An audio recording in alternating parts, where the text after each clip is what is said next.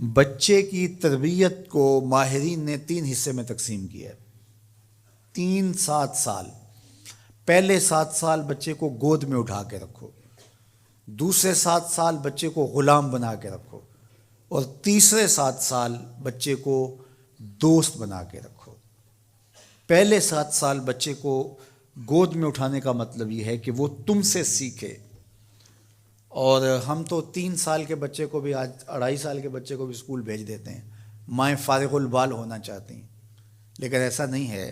یہ ہماری فکری لغزش ہے کہ بچے کو اتنی جلدی اسکول بھیج دیا، اور جب ماں سے سیکھنا تھا تو وہ وقت ضائع کر دیا۔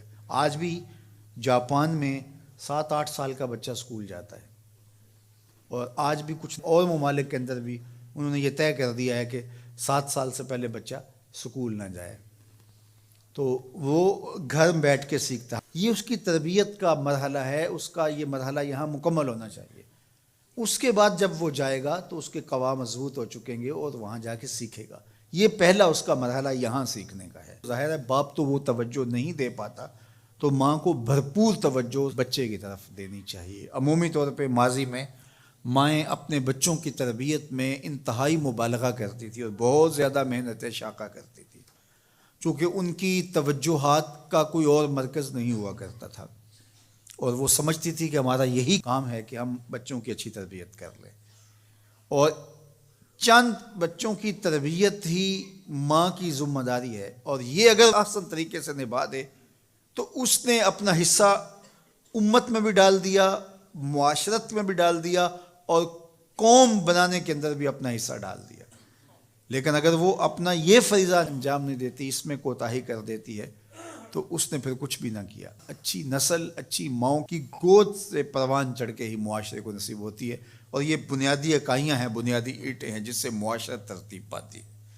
اس لیے یہ ماؤں کی ذمہ داری ہے۔ اور دوسرے 7 سال جو ہے وہ غلام بنا کے رکھو، مطلب کیا کہ ان پر احکام نافذ کرو۔ وہ از خود فیصلے نہیں کر پاتے اور اچھے نہیں کر پائیں گے، ان کے فیصلے تم کرو، ماں باپ۔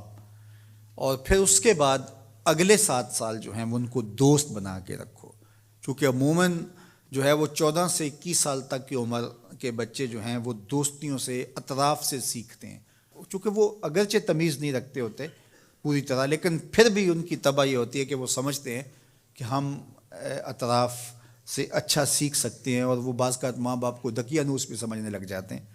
تو اس وقت ماں باپ تھوڑی سی حکمت کے ساتھ ان کی دوستیوں پہ غور کریں کہ ان کی دوستیاں غلط لوگوں سے نہ ہوں۔ میرے اور آپ کے آقا مولا نے ارشاد فرمایا، المرء علی دین خلیلہ فلینظر احدکم من یخالل۔ ہر شخص اپنے دوست کے دین پہ ہوتا ہے، اور آپ دیکھیں کہ آپ کس سے دوستی کر رہے ہیں۔ اگر اس کا دین خراب ہوا، اعتقادات خراب ہوئے، نظریات خراب ہوئے، اس کے اعمال اور اخلاقیات خراب ہوئے، تو اس کا رنگ آپ کے اوپر چڑھ جائے گا۔ اور رومی نے اس کو اپنے انداز میں کہا، تا توانی دور شو از یار بد، یار بد بدتر بود از مار بد، کہ جہاں تک ممکن ہو برے یار کی صحبت سے بچ کے رہنا۔ کہا کہ برا جو دوست ہوتا ہے، برا یار ہوتا ہے، وہ برے سانپ سے بھی برا ہوتا ہے۔ کہا کیوں؟ اس لیے کہا جب سانپ لڑتا ہے تو جان لیتا ہے، برا یار لڑتا ہے تو ایمان لیتا ہے۔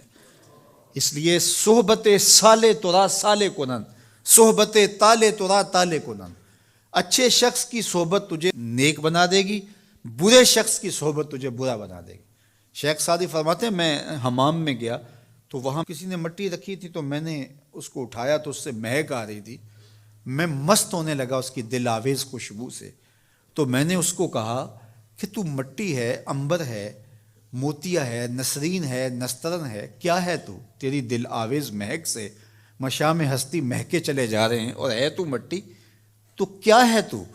تو اس مٹی نے، شیخ سعدی فرماتے مجھے زبان حال سے جواب دیا کہ ہوں تو میں مٹی، مجھے اپنی اوقات نہیں بھولی، لیکن چند دن میں پھول کی صحبت میں رہی ہوں۔ جمال ہم نشیں در من اثر کر، وگرنہ من ہما خاکم کے ہستم۔ اس نے کہا ہوں تو ذات کی مٹی ہی، لیکن میں گلاب کے پھولوں تلے تھوڑی دیر رہی ہوں تو میرے یار کا جمال میرے اندر سرایت کر گیا ہے۔ تو ذات کی مٹی ہوں لیکن صحبت میری پھول سے رہی۔ یار مٹی پھول سے صحبت پیدا کر لے تو اس سے مہک آنے لگ جاتی ہے، تو یار بندہ صالح صحبتوں کا انتخاب کر لے تو اس کی زندگی کیوں نہیں بدلتی؟ تو اپنی اولاد کو صالح لوگوں کے پاس بٹھانا سکھاؤ۔